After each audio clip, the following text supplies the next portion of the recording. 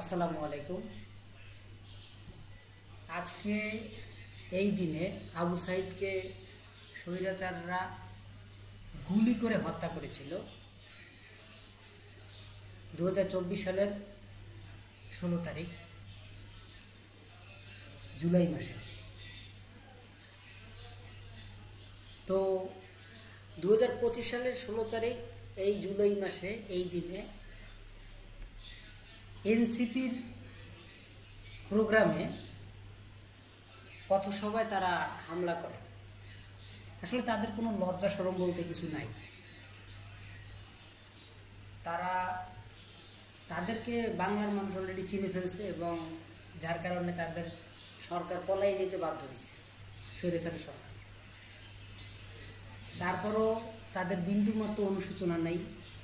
তাদের আল্লাহর কাছে মাপ চাওয়া উচিত যে আল্লাহ ভুল করছে, মাপ করে দিন। শাস্তি তো হবেই, পরকালেও শাস্তি হবে, ইহকালেও শাস্তি হবে, তারা অপরাধ করছে। কিন্তু তারপরও তাদের বিন্দুমাত্র তো অনুশোচনা নাইও। তারপরও তারা এই কর্মসূচির উপরে তারা একটা আক্রমণ করছে। এই ঘটনার তীব্র নিন্দা জানাই।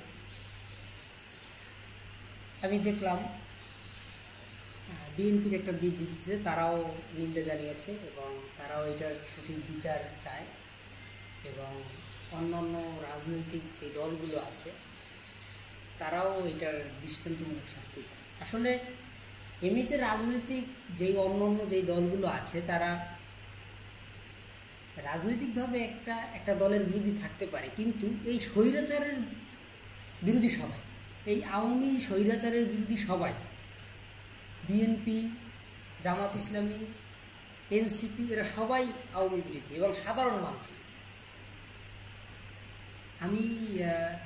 আমি মনে করি যে এই স্বৈরাচার এই বাংলাদেশের কোথাও যাতে না থাকতে পারে। বেগম খালেদা জি একটা কথা বলেছে যে গোপালগঞ্জের নাম বদলে যাবে, এটা এইটা উৎখাত করা উচিত। এক কথা, কোনো স্বৈরাচার চলবে না এই বাংলায়, কোনো ধরনের কোনো স্বৈরাচার এই বাংলায় চলবে না। তবে যাই হোক, আমি আবার স্মরণ করছি আমাদের আবু সাইদ, যার কারণে সে বুক পেতে দিয়েছিল পুলিশের গুলির সামনে, তার কারণে আজ আমাদের এই স্বাধীনতা বলা যায়। অবশ্যই আল্লাহ রহমত ছিল এবং সেই আবু সাইদের এই আজকের এই দিনে তাকে হত্যা করা হয়েছে। আবার দেখা গেল সেই 1 বছর পরে এই দিনে আবার তারা গোপালগঞ্জে তারা হামলা করবে।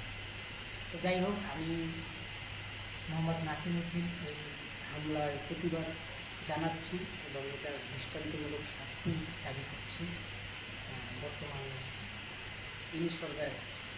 ধন্যবাদ, সবাই ভালো থাকবেন। আসসালামু আলাইকুম।